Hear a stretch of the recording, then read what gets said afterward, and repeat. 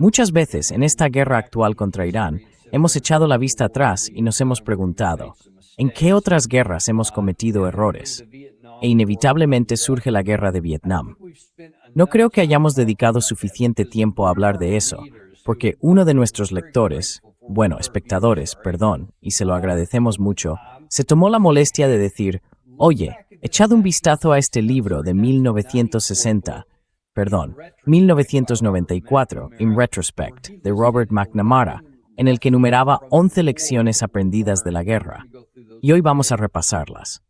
Cuando lo vi, pensé, wow, esto se parece muchísimo a lo que estamos haciendo ahora. Estamos repitiendo muchos más de los mismos errores de lo que me había dado cuenta antes. Por cierto, diríamos el nombre de la persona que nos envió esto, pero borramos sin querer el correo electrónico del que procedía.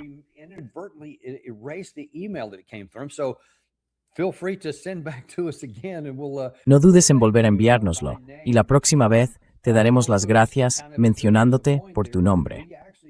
Además, como apunte, sí prestamos atención a lo que dicen nuestros espectadores.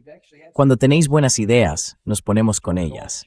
De hecho, hemos tenido invitados en el programa que empezaron siendo simplemente espectadores. Así que esto es sin duda algo interactivo. Así que, enhorabuena y gracias por eso, porque en cuanto vi lo que enviaste, pensé, sí, esto está muy bien, y vamos a entrar en ello. Empecemos por cómo empezó siquiera aquella guerra. Puede que conozcáis el llamado incidente del Golfo de Tonkin, que fue lo que realmente desencadenó nuestra escalada en Vietnam y condujo a tanto desastre. De ahí este libro, de Robert McNamara, exsecretario de Defensa, que lo escribió un poco a modo de mea culpa para explicar lo que ocurrió.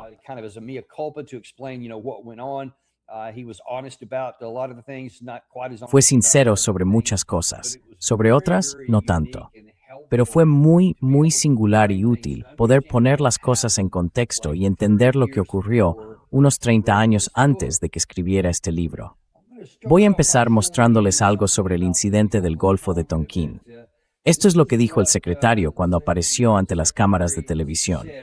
Porque muchas de estas cosas, como dirigirse a la nación y todo eso que hoy damos por rutinario y que mostramos cada día aquí en nuestro programa, en realidad empezaron más o menos durante la era de Vietnam.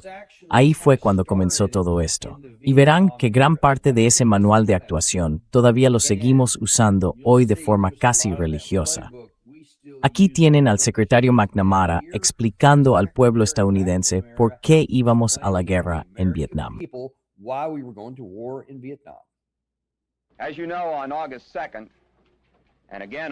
Como saben, el 2 de agosto y de nuevo el 4 de agosto, buques de superficie norvietnamitas atacaron a destructores estadounidenses que realizaban patrullas rutinarias en aguas internacionales del Golfo de Tonkin. En represalia por esto,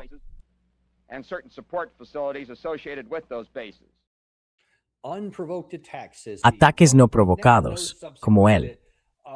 Ahora sabemos después que hubo un ataque el 2 de agosto. No hubo ningún ataque el 4 de agosto, como él dijo 2 días más tarde. Eso fue completamente fraudulento. El primer ataque sí tuvo lugar, pero el contexto cambió bastante. En lugar de un ataque no provocado, como él afirmó entonces, ahora sabemos que fue el buque estadounidense implicado, el que estaba apoyando a un buque survietnamita en una operación de guerra. Así que estaban respondiendo al fuego. Era un objetivo militar completamente válido, pero lo caracterizamos como un ataque no provocado. Y luego hay algunas dudas sobre lo que ocurrió después. Si fue un mal sonar, mal tiempo, y si interpretamos inadvertidamente las señales como una cosa u otra.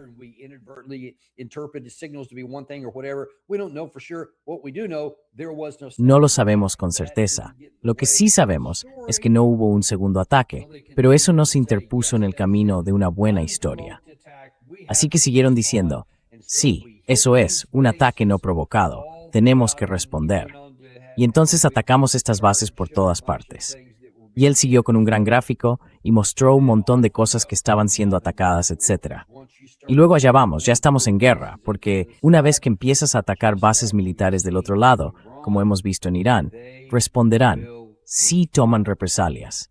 Así que la manera en que esto empezó fue muy parecida a la de Estados Unidos, con algunas diferencias, pero también basada en un fraude. Quiero decir, Sin duda puedes remontarte a la guerra de 2003 contra Irak. Fue fraudulenta. La afirmación de que había armas de destrucción masiva. Dios mío, hay una amenaza inminente.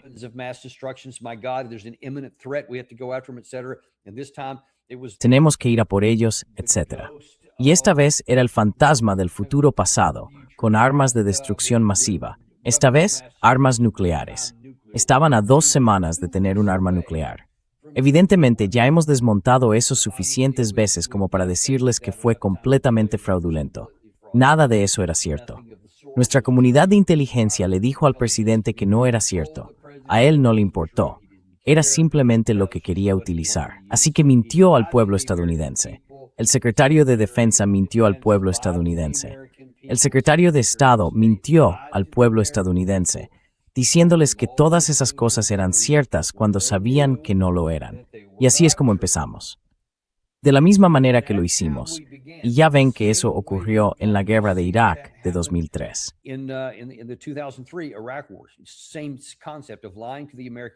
El mismo concepto de mentir al pueblo estadounidense y construir un gran caso sobre algo que no ocurrió para engañar al pueblo estadounidense.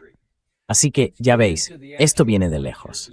Vamos a entrar en los puntos concretos, porque en este libro se mencionaban 11 puntos sobre la visión de McNamara, 30 años después, acerca de las cosas que calculó mal. Y voy a demostraros cómo, os lo juro por Dios, esto podría haberse escrito sobre la guerra en la que estamos ahora mismo. No hay ni un solo punto que no sea relevante para lo que estamos haciendo ahora. Es decir, no hemos aprendido absolutamente ninguna lección. Número 1. Calculamos mal las intenciones geopolíticas de nuestros adversarios.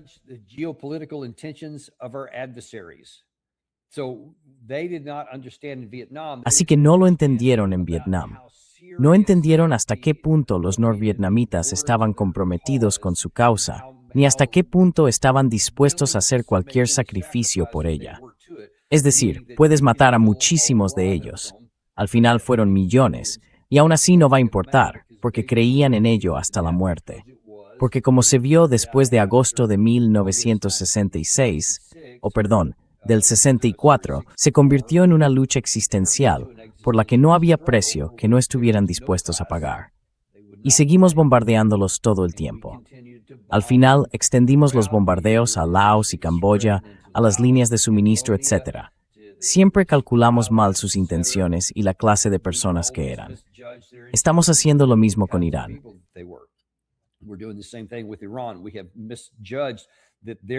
Hemos calculado mal al pensar que están sometidos al mismo tipo de presiones que nosotros. Son diferentes. En segundo lugar, hemos interpretado a la gente y a los líderes de Vietnam desde nuestra propia experiencia. Y ese es uno de los errores que estamos cometiendo de forma más flagrante ahora mismo.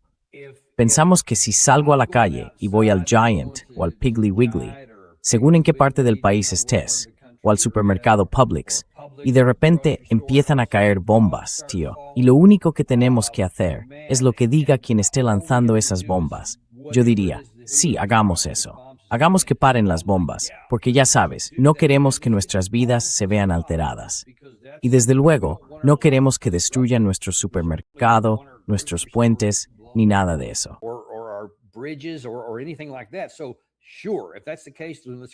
Así que claro, si ese es el caso, acabemos con ello. Imaginamos que eso es lo que nos pasaría a nosotros si alguien llegara con ese tipo de presión. Es completamente falso, y tenemos pruebas gráficas de ello. Pero de algún modo, lo imaginamos y pensamos, bueno, si eso sería así para nosotros, entonces también lo será para ellos. Así que basta con causarles suficiente dolor y quizá hacer que pierdan sus empleos. Quizá subir tanto el precio del petróleo, hacer que la inflación se dispare. Y por supuesto, como hacemos nosotros cuando ocurren esas cosas, siempre culpamos a Washington, D.C. y a su gobierno. Así que ellos harán lo mismo. Culparán a Teherán, culparán a su gobierno, la gente culpará a su gobierno.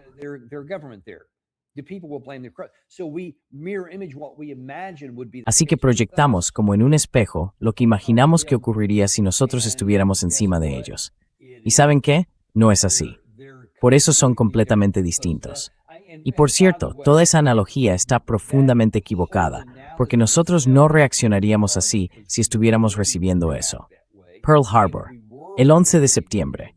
Tenemos pruebas directas y gráficas de cómo respondemos exactamente cuando ocurre algo así. Cuando interpretamos que alguien nos ha atacado por sorpresa, naturalmente no vamos a creer que estuviera justificado en lo que hizo, porque todo el mundo afirmaba estar justificado. No nos importa cuál fuera su justificación. Fue contra nosotros.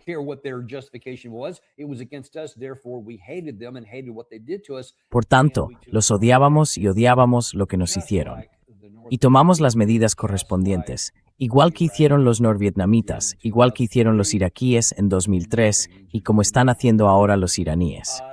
Pasemos de hecho al número 3. Subestimamos el poder del nacionalismo. Esta es una de las cosas que sin duda subestimamos muchísimo, y el propio McNamara también. 30 años después, lo comprendió. Pero dejadme mostraros algo creo que en este caso fue 1965, cuando él, al estar viviéndolo, no entendía la cuestión del nacionalismo, ni cómo funciona en tiempos de guerra en una población que está siendo atacada.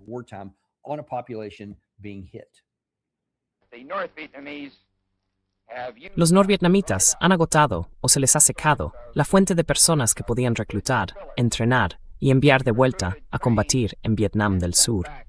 Y ahora se ven obligados a recurrir a las unidades regulares de sus fuerzas para ese propósito. Y esto es comprensible. Creo que estoy en lo cierto al decir que, en los últimos 4 años y medio, el Vietcong, los comunistas, han perdido 89,000 hombres muertos en Vietnam del Sur. Ahora bien, no todos esos hombres se infiltraron desde el norte, pero una cantidad importante sí lo hizo. Y si a eso se suma la expansión de las fuerzas del Vietcong en el sur, se puede ver la fuerte presión sobre los recursos humanos del norte y la razón por la que tienen que recurrir a sus unidades militares regulares para seguir enviando hombres por esas rutas de infiltración.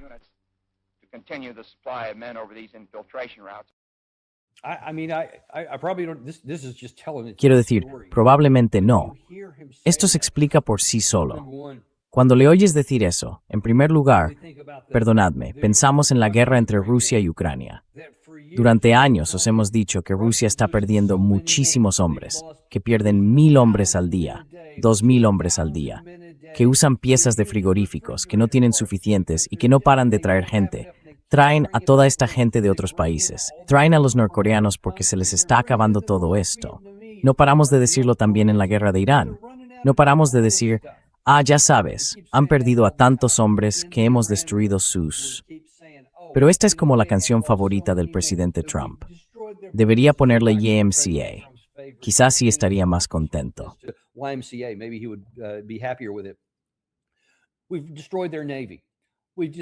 Hemos destruido su marina. Hemos destruido su defensa aérea. No les queda nada.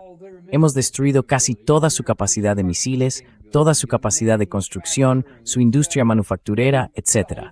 Sabemos que les queda un poco aquí y allá, pero lo hemos destruido todo. Y así que cualquier día de estos se van a derrumbar. Les vamos a imponer un poquito más de sanciones y entonces se derrumbarán. Nunca fue verdad en Vietnam, nunca ocurrió. La situación empeoró muchísimo, empeoró radicalmente para los norvietnamitas. Es increíble la cantidad de munición que lanzamos sobre algunas de sus rutas, como las llamaban, algunas de las líneas logísticas que tenían desde otros países, desde otros lugares distintos.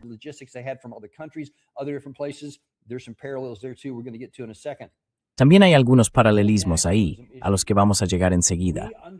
Pero toda la cuestión del nacionalismo, subestimamos hasta qué punto eso uniría al pueblo norvietnamita y cómo pagarían cualquier precio por muchas toneladas de bombas que les arrojáramos encima. Miren Gaza hoy. Creo que se ha lanzado más tonelaje de bombas que el que sufrió la mayor parte de Europa durante la Segunda Guerra Mundial, y nunca se han rendido. Ucrania ha recibido todo tipo de bombas, misiles, proyectiles de artillería, drones, armas ligeras y fuego de tanques, más de lo que puedan imaginar, y tampoco se han rendido. Yo sostengo que no pueden sobrevivir a una guerra prolongada con Rusia. Se está convirtiendo en una guerra de desgaste que al final van a perder.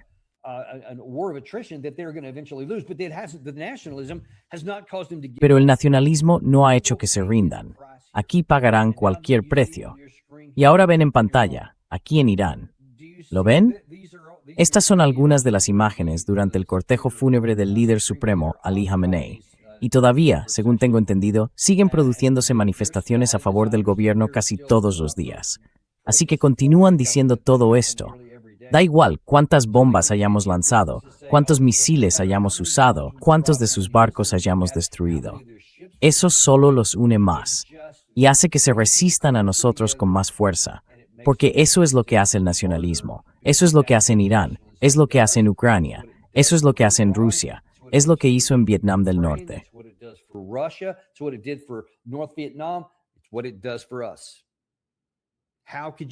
Eso es lo que hace por nosotros. ¿Cómo es posible que no lo entiendas? No lo sé, pero lo hicimos, lo malinterpretamos. Y luego está el problema de juzgar mal tanto a amigos como a enemigos, algo que refleja nuestra profunda ignorancia sobre la historia, la cultura y la política de la gente de la zona. De nuevo, madre mía. Quiero decir, esto debería escribirse exactamente sobre este caso.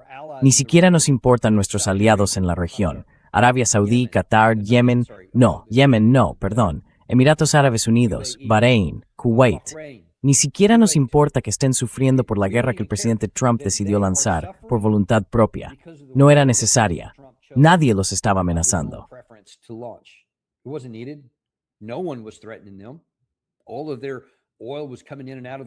Todo su petróleo entraba y salía de la región sin ningún problema, y seguiría haciéndolo a día de hoy si hubiéramos aceptado las negociaciones que nos ofrecieron el 26 de febrero de este año. Pero eso no nos importa. Y luego hablas de subestimar la cultura. Hemos tenido muchas veces en nuestro programa a Alistair Crook, explicándolo con todo detalle, además de a otras personas que hemos traído al programa y que han estado sobre el terreno en Irán. Y dicen, tiene que ser una broma, no saben nada de su adversario, pagarán cualquier precio, porque su cultura es una cultura de sufrimiento. Su religión es una religión de sufrimiento. Tienen una historia de sufrimiento y de no rendirse jamás.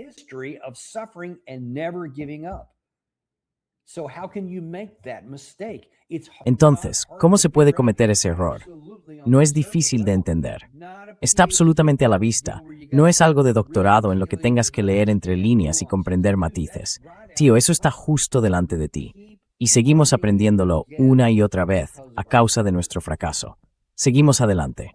Decía número 5. No supimos reconocer los límites del equipamiento moderno de alta tecnología a la hora de enfrentarnos a movimientos populares no convencionales y muy motivados. Mencioné hace un minuto que una de las cosas más asombrosas, de verdad, en mi estudio de la guerra de Vietnam sobre los norvietnamitas fue la increíble cantidad de toneladas de bombas que les lanzamos, tratando de destruir todas sus líneas logísticas.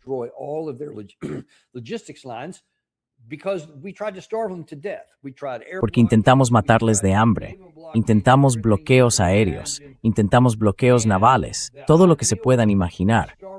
Y la idea era, los vamos a rendir por hambre. Igual que estamos intentando hacer ahora mismo en Irán. Creemos que vamos a rendirles por hambre con ese bloqueo naval en el Golfo de Omán. Pero como estamos descubriendo, no está funcionando. De hecho, tampoco funcionó en Vietnam. Ahora, de 1966, escuchamos a ese mismo secretario de Defensa que nunca lo entendió cuando estaba en posición de hacer algo al respecto. Esto es lo que dijo entonces.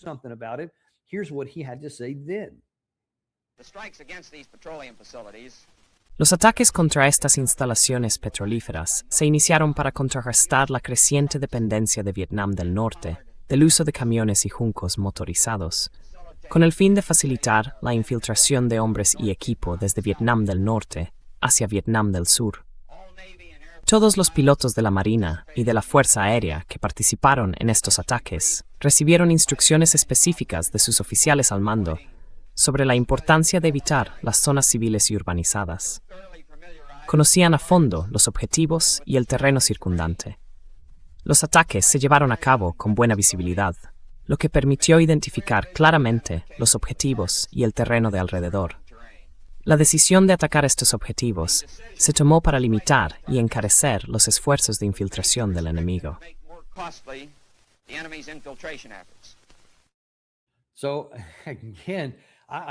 Así que de nuevo, quiero decir, si acabáis de oír eso, se os podría perdonar pensar, espera, ¿no es eso lo que estamos haciendo ahora mismo?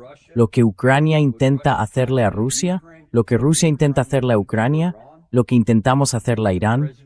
El presidente Trump no deja de repetir que, escuchad, todo lo que voy a hacer es que muy pronto, si vuelvo, voy a atacar a sus productores de electricidad, sus instalaciones petrolíferas. Eso los va a dejar fuera de combate. Eso lo va a resolver. Eso es lo que no deja de deciros. No funcionó entonces. No funcionará ahora. Llevo suplicándoselo a cualquiera que esté dispuesto a tener un mínimo de comprensión racional, aunque no sepa absolutamente nada de historia.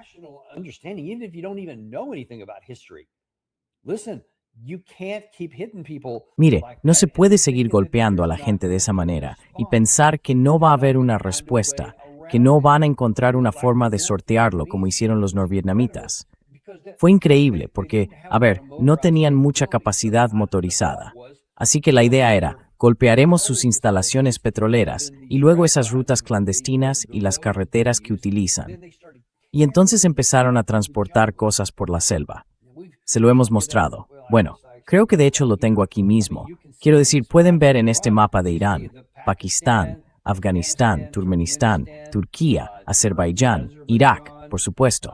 Hay muchas rutas terrestres por las que Irán puede hacer cosas. Si llega a situaciones de emergencia, no les faltan opciones, amigos.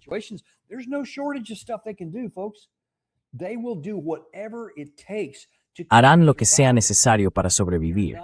No los van a doblegar a base de bombardeos. Y al atacar esos objetivos, que Dios nos ayude si Trump realmente cumple con eso, porque aprenderá esa lección aún más que los norvietnamitas. Porque estos tipos, los iraníes, pueden responder, y pregúntenles a los rusos. En los últimos años empezaron a atacar muchos sistemas energéticos ucranianos. Y ahora que están probando eso en sus propias carnes, no va a cambiar nada en la guerra, pero desde luego duele. Y sepan que incluso contra esos mismos objetivos, hasta un bando más débil responderá. Irán responderá sin duda, y les costará mucho más a nuestros aliados del Golfo, porque eso no se parece a Irán, que es un país enorme.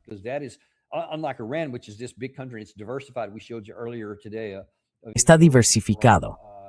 Antes os mostramos un vídeo de Fareed Zakaria que repasaba y hablaba de muchas otras actividades económicas que Irán mantiene en marcha. Pueden ganar dinero. Estos árabes del Golfo, tío, eso es todo lo que tienen. Es petróleo o morir. Vender petróleo y pagar con él todo lo que importan, o no tienen comida, ni dinero, ni agua, ni nada más si atacan esas instalaciones. Por eso, no hemos visto hasta ahora esos ataques con los que el presidente Trump ha estado amenazando. Porque o le han estado suplicando o le han estado gritando que no lo haga, porque saben que no pueden defenderse de ello. Y esas instalaciones serán atacadas y tardarán años en recuperarse. Y ninguno sabe si sobrevivirá políticamente a eso, si llega a ocurrir. Esa es una de las razones por las que hacen eso.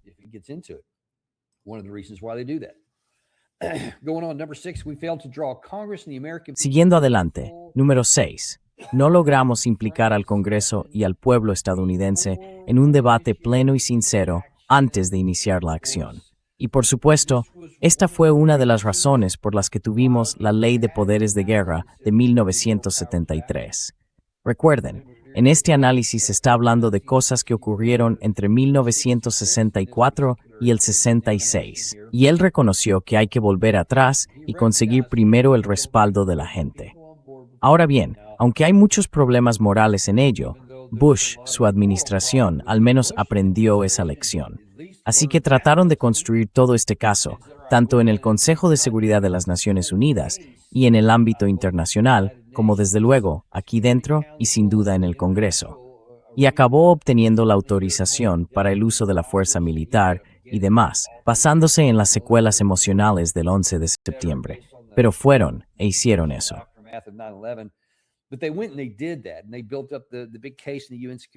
Y montaron todo el gran caso en el Consejo de Seguridad de la ONU. Quizá recuerden cuando Colin Powell levantó aquel frasquito de lo que probablemente era azúcar glass para afirmar que era suficiente anthrax como para matar a quién sabe cuánta gente. Intentaron exagerarlo. Esta vez no lo hicimos. Trump no hizo nada. De hecho, estamos negociando con ellos. Estamos negociando con ellos en este asunto. Después de haber librado ya una guerra el año pasado, una guerra de 12 días, estamos negociando con ellos para intentar poner fin a este presunto programa de armas nucleares, y ni siquiera nos molestamos en hacer nada. Y como señalé en su momento, incluso antes y desde luego después, violaste la Ley de Poderes de Guerra de 1973.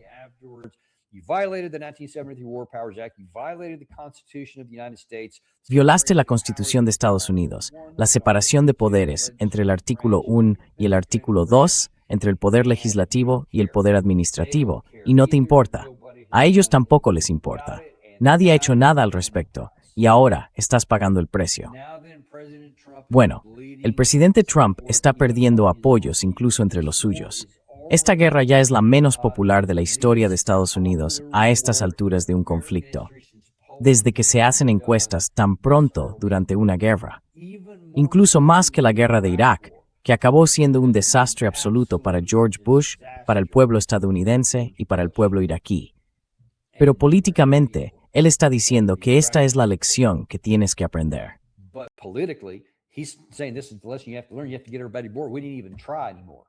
Hay que conseguir que todo el mundo se sume. Nosotros ya ni siquiera lo intentamos. Y ahora están las consecuencias de eso. Ahora hasta su propia base se está volviendo contra él. El otro día tuvimos a Rich Baris, el encuestador, que va a la Casa Blanca muchas veces para decirle la verdad a Trump, y mostró en unas gráficas que enseñó aquí en nuestro programa que el apoyo de la gente MAGA de su base está perdiendo fuerza y esa pérdida se está acelerando. ¿Qué está pasando? Y Trump dijo hace un par de días, creo que este fin de semana, que no le preocupa que suban los precios de la gasolina porque en su opinión merece la pena impedir que Irán tenga un arma nuclear que nunca ha tenido y que nosotros no estamos persiguiendo. De nuevo, siempre tengo que hacer esa salvedad. No sabemos qué ha estado ocurriendo entre bastidores. Podrían perfectamente estar trabajando en algo, y aún hoy podríamos llevarnos la sorpresa de que de repente aparezca una nube en forma de hongo en algún lugar de Irán, en una zona desértica de pruebas o algo así. Espero que no ocurra, pero si ocurre, solo ocurrirá por lo que hemos hecho, no a pesar de lo que hemos hecho. De otro modo, nunca habría ocurrido. Eso lo hemos confirmado. Pero ahora, ahí es donde está el presidente Trump. No me importa, simplemente voy a decirle a la gente, bueno, eso es lo que lo va a impedir.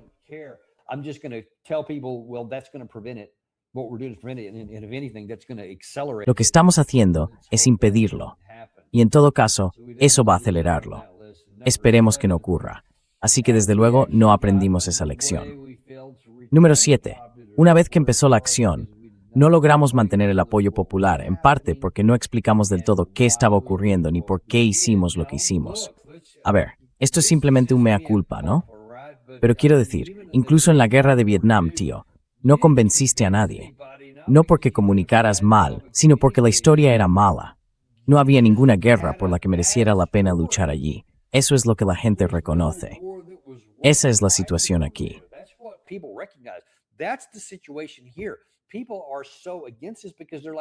La gente está tan en contra de esto porque dice, tío, en primer lugar, no hay ninguna prueba de que existiera un programa de armas nucleares. En segundo lugar, que lo resuelvan ellos en Oriente Medio. Israel tiene armas nucleares. Todo el mundo lo sabe. Ya están equilibrados. Quiero decir, idealmente cualquiera diría, claro, preferiría que no tuvieran un arma nuclear.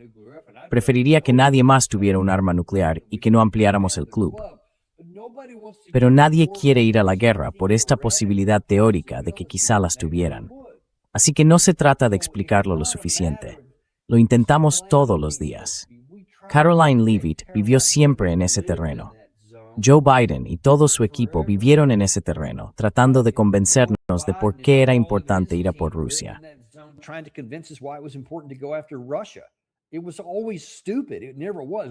Siempre fue una estupidez. Nunca lo fue. Tampoco aprendimos esa lección allí. La cuestión es que tienes que acudir a la gente. Y si tienes algo que de verdad es importante y tiene sentido, entonces puedes conseguir que la gente te apoye. Y si es necesario para la supervivencia de tu país, para evitar que te ataquen o para responder a un ataque real al estilo de Pearl Harbor, esa es otra historia. Pero si no es así, si no hay otra historia distinta, no vayas a la guerra. Y, por supuesto, ese es el gran problema para estos belicistas y para todo este grupo de élite de personas que viven para la guerra. Lindsey Graham era el peor de todos cuando estaba vivo, pero madre mía, ahora mismo hay mucha gente dispuesta a ocupar su lugar. But man, there's plenty of people ready to fill his shoes right now. There's no shortage of people that keep going on television. No faltan personas que siguen saliendo en televisión y diciéndole a todo el mundo por qué es tan importante que sigamos librando guerras. Y quizá deberíamos entrar en Cuba. Quizá, ya sabes, deberíamos mantener lo que tenemos en Venezuela. Quizá hagamos algo en México. Quizá hagamos algo en Canadá. Quizá hagamos algo en Grecia. ¿Veis lo que quiero decir? Cada vez que te das la vuelta, estamos buscando otro sitio a donde ir. Siempre algún demonio al que hay que combatir con fuerzas militares, en alguna parte. Ni siquiera hablamos de diplomacia. Ni siquiera hablamos de lo que realmente puede mejorar nuestro país. Y ahí reside uno de los grandes errores que cometieron en Vietnam y que siguen cometiendo a día de hoy.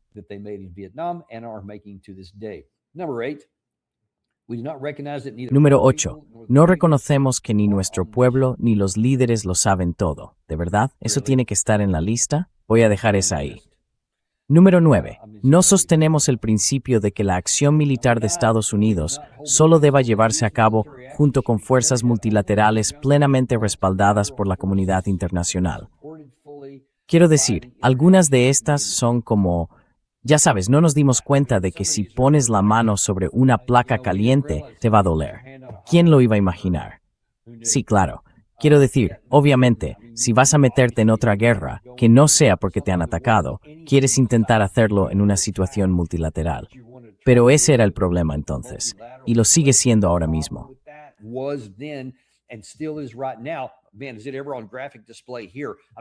Vaya si aquí se ve de forma clara y descarnada. Quiero decir, ¿cuántas veces han oído al secretario Hegseth, al presidente Trump o a cualquiera de sus otros miembros del gabinete lamentarse de que nadie viene a ayudarnos? Nadie quiso ayudarnos a abrir el estrecho de Hormuz. Nadie envió fuerzas navales. Nadie mandó fuerzas aéreas para participar. Sí, porque la guerra es estúpida, hombre. No es tan difícil de entender, amigos. No necesitan que McNamara, 30 años después, nos explique por qué algo de 30 años antes fue una mala idea. La gente ya lo sabía entonces. Lo sabían en 1996. Lo saben hoy. La gente no es tan estúpida como a veces creemos. Y cuando haces algo que no tiene ningún sentido, no les va a gustar.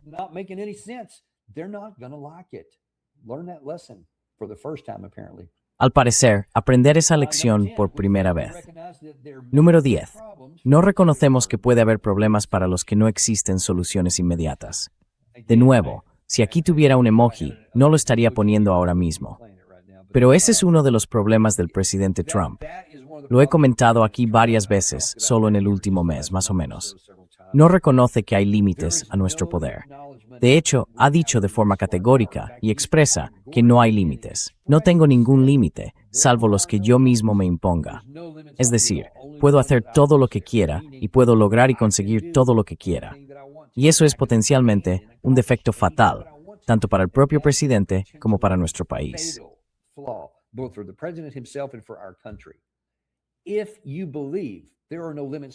Si crees que no hay límites para tu poder y que puedes hacer cualquier cosa, entonces vas a seguir tomando decisiones insensatas, asumiendo riesgos insensatos y metiéndote en operaciones militares, combates y guerras que piensas, por supuesto, que puedo ganar porque quiero hacerlo. Sin reconocer que basta un análisis básico y elemental de cómo se construye el poder militar de una nación, de las culturas que lo acompañan, de las economías vinculadas a él, de las tradiciones, de la religión, quiero decir, de todas esas cosas. Y muchas de ellas se pueden medir. Y si no es como fue con Venezuela, quiero decir, no podían hacer nada. Irak, en 2003. Podíamos entrar allí, fuera o no una buena idea, pensara quien pensara que debíamos hacerlo, fuera moral o fuera legal.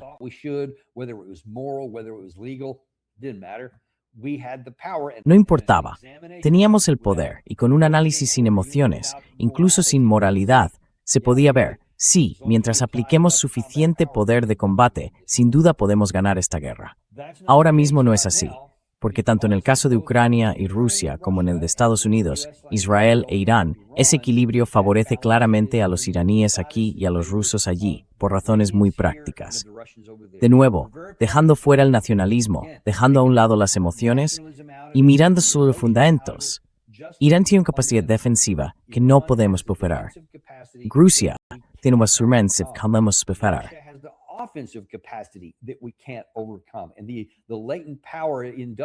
Y el poder latente, industrial, económico, de mano de obra, de recursos, todo eso, la historia, todo eso está del lado de Rusia.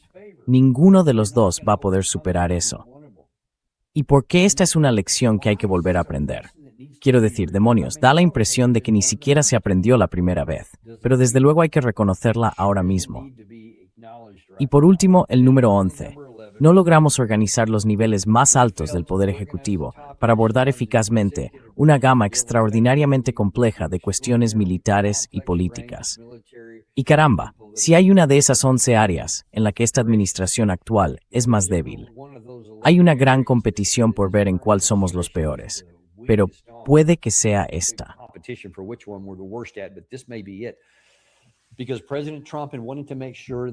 Porque el presidente Trump quería asegurarse de tener solo a las personas más leales en todos los puestos de su gabinete.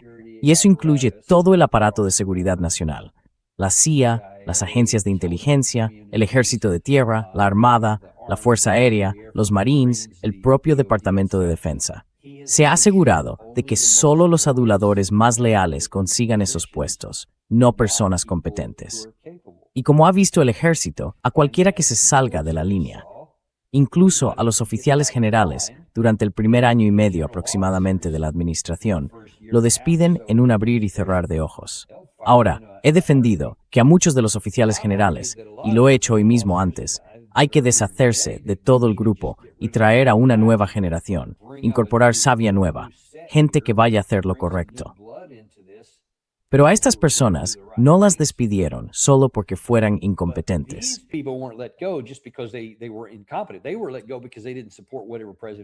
Los dejaron ir porque no apoyaban lo que el presidente Trump quisiera hacer. Y eso manda una señal a todos los demás. O se alinean o se callan. Pero si se salen de la línea y dicen algo que nadie quiere oír, perderán su trabajo. Los despedirán. Y eso ocurrió mucho. Así que para nosotros es un doble golpe, porque no contamos con los conocimientos necesarios para hacer las cosas básicas que les he estado exponiendo aquí. Y quienes están en la administración, porque es mucho más grande que quien quiera que entre en un momento dado, quienes tienen competencia y lo ven, si dicen algo al respecto, son castigados. Y quedan todos los demás que también lo ven.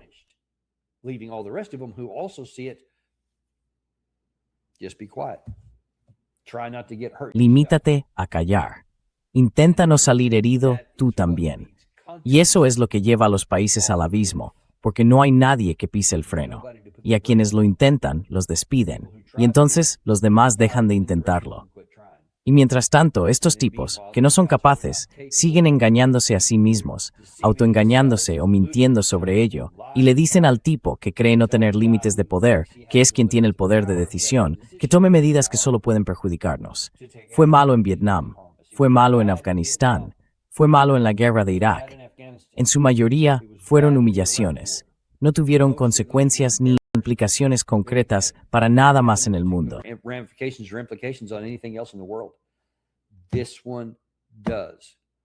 Este sí, el de Rusia-Ucrania también tiene el potencial de estallar en una guerra mundial que podría arrastrarnos y convertirse entonces en una lucha existencial para nosotros. Este también. Este tiene la posibilidad de paralizar no solo nuestra economía, sino la economía mundial. No solo una recesión, sino una depresión, de la que harían falta años y años de sufrimiento para salir. Y ese tipo de cosas, muy a menudo, genera conflicto interno dentro de nuestro propio país, disturbios civiles. Y entonces surgen amenazas internas. Pasa continuamente. Pregúntenle a Francia en 1789 cómo acabó aquello. economics crashing outside has ramifications. El hundimiento de las economías fuera tiene repercusiones dentro. Hatkapes, cuando la gente termina dándose cuenta de que esta élite podrida la llevó innecesariamente al abismo. Cuando todo lo que tenían querían mantenerlo indefinidamente. Una vida sostenible, segura y rentable podría haber continuado indefinidamente, pero nuestros líderes no lo permitieron. Y aquí no aprendieron esas lecciones. Y uno se pregunta sobre qué lecciones escribirá Pete Hegseth dentro de 30 años. ¿Qué fue lo que reconoció? No lo sé. Espero que sigamos existiendo como país el tiempo suficiente para poder leerlo y preguntarnos si esa generación va a aprender algo por fin, quien quiera que esté al mando en ese momento.